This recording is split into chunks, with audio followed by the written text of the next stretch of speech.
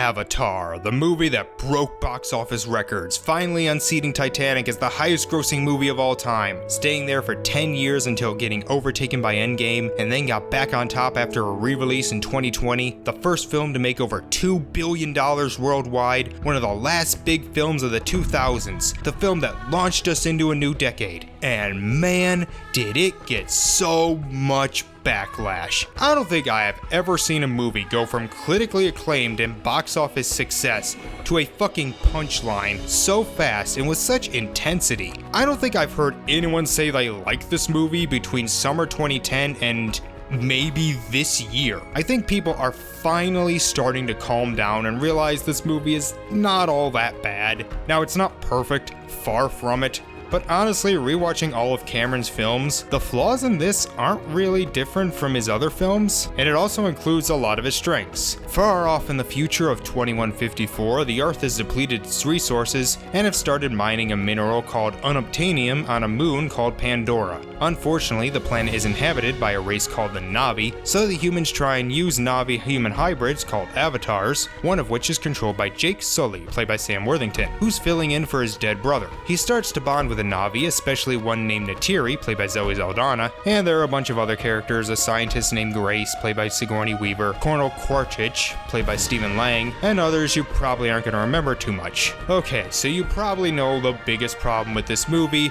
The plot is one of the most generic, preachy plots that has ever been done. It's a story about a group of people coming to somewhere that is already inhabited by a group of people. They start fucking shit up or killing the natives, and then one member of the invading group befriends the natives and learns a valuable lesson. We saw it in Pocahontas, Dance with the Wolves, Fern Gully. The Na'vi are basically stand-ins for Native Americans, and it's not necessarily a bad plot to tell, we've just seen it a bunch. And I think that's the reason why it got such a backlash. The fact that the highest grossing film of all time has such a generic plot is a bit disappointing. However, even though it is cliche, it is at the least competent. It's structured well, the pacing is good, you understand everyone's motivation, and the characters do have some development. Yes, not original characters, a lot of the scientists are sort of those nerdy stereotypes that feel like they came out of the Big Bang Theory. Grace is angry but cares a lot about the Na'vi. The Na'vi themselves are mostly native stereotypes who don't trust Jake, and Quaritch is such an over-the-top villain, he's basically a cartoon. But unlike Cal and Titanic, I actually kind of like him in this. And again, all those flaws are not really out of the ordinary for Cameron, and at least they're all acted well.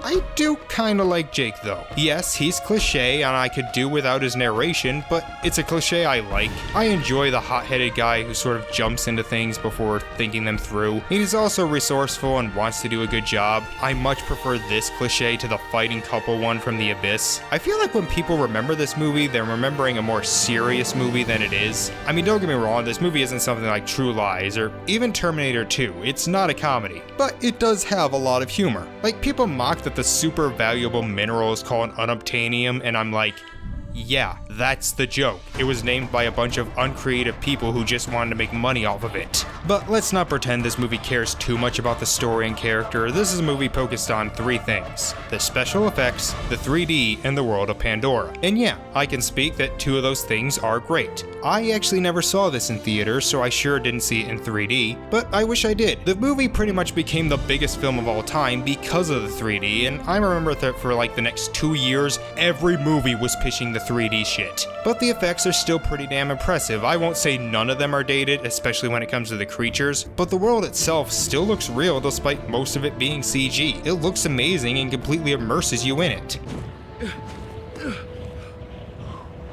That's it. Bank left.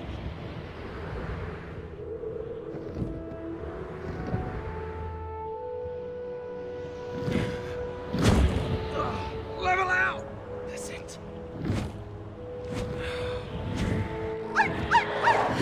There's just so much to look at, and one thing I really appreciate is the color. And I think that might be the best thing this movie did for cinema. I don't know if you remember, but the late 2000s and early 2010s in film were dark. Not thematically, like literally, they were dark and the colors were muted. Remember when I brought up the look of Harry Potter and the Half-Blood Prince? That was one of the worst examples, but it seemed every movie, especially in 2009 and early 2010, had to be a bunch of grays and browns. District 9, Hurt Locker, Sherlock Holmes, Alice in Wonderland, Clash of the Titans, The Last Airbender. If it was a live-action movie that was not a comedy, it had to have muted colors. But as the decade went along, that sort of died out, and I think you can thank this film. It showed that you can be a more serious movie and have color. I do regret not seeing it in theaters, it must have been a treat. So yeah, I don't want to act like Avatar is some outstanding film that got too much backlash. It's a perfectly fine film that got too much backlash. I don't go back and watch it a lot. Before doing this, I don't think I'd seen it in full since like 2010, but there is a lot I appreciate about it. Mostly it's the world and the effects, but even some of the characters and writing have some charm. I think if you go in under the impression it's more of a family movie, you'll like it more. Yeah, it's PG-13, but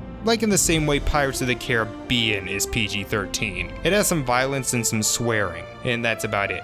And one last thing, this has to have one of the most depressing happy endings I've ever seen. Like in any other movie, this would be a sad ending. I give it a 7 out of 10. It's a movie that was meant to be seen in theaters to truly appreciate the scope, the sound, and the look. And I do hope the sequels improve on the story, especially since it seems they will be taking up the entire 2020s for Cameron's directorial career. And yeah, that ends my James Camer-athon, and also the end of me covering the 10 directors who influenced me the most. Now, I'm not saying there aren't other directors who inspired me, but these 10 just hit me at very impressionable times when I was a kid and teenager and starting college. I started doing these almost 10 years ago, and they've all continued making movies, so sometime after Avatar 2 comes out, I'll look at all the movies they've done since I started doing these retrospectives. So thank you all for watching, and I will see you next time. Bye.